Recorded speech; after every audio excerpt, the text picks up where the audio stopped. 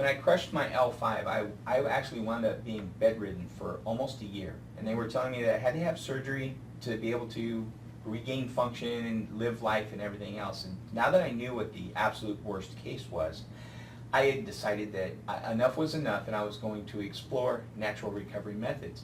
One of the things that I didn't intend on or didn't realize at the time was that being bedridden for a year had caused most of my muscles to atrophy. And so I couldn't even do one push-up. I couldn't do one pull-up. It was an act of Congress to walk up and down the stairs without being winded. And one of the things that is so, and I think it's so overhyped, and it's nice to have a nutritional expert explain this, but everybody and their brother is like, oh, you need Shakeology, and you need nutritional supplements, and meal replacements, and all this just hype. And basic question, are those drinks that they have, are they actually beneficial to me? Do I need them, and why do I need them? Yes, shakes are very beneficial for you. Okay. And the reason why is because many times they're loaded and packed in vitamins and minerals. But they also will have some other amino acids that you need to help rebuild your body. And they have some other things called like inositol, which will help balance blood sugars. So there are some good factors in those shakes that you need. I, again, will go back to the whole food shake because you don't want pieces of the shake coming from petroleum or whatever.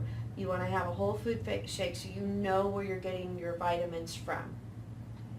That makes sense. So, also, sometimes people have a hard time digesting regular foods where the shakes are already liquid and they are able to be easily digested, and then now that becomes building materials for your body to repair itself.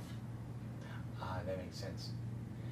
Now, on a nutritional shake that I'm going to use as a meal supplement, is there a difference between the ones that, for instance, I notice that you have some, and then I see them at some of the vitamin stores, and then I also see them at Walmart, and I see ones that are called whey and protein, and there's just so many. Which shake would best suit me for a meal replacement? Well, first of all, I would ask you if you have a gluten intolerance or if you have a milk intolerance, because if you're having those, you don't want to have the whey protein shakes or the soy-based shakes because those are made from grains. You would rather go with like a rice protein or a pea protein. Okay. So some of it comes down to how's your digestion.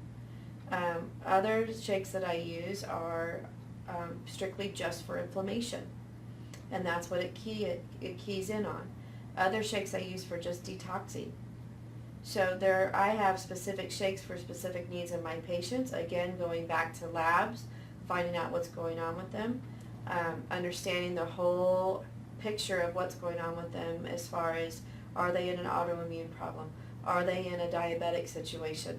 Are they just needing to add some weight? Different shakes are for different reasons. So one shake doesn't catch all. Perfect. You have to go in and literally figure out what's wrong with you and apply it to the proper shake. And again, it comes back down to figuring out what the core problem is. Yes. And then finding the right solution. If anybody had some questions about what shakes and shake alternatives and what meal supplements that they should be getting, would they be able to call you and ask questions? Yes, they can contact me at the number below.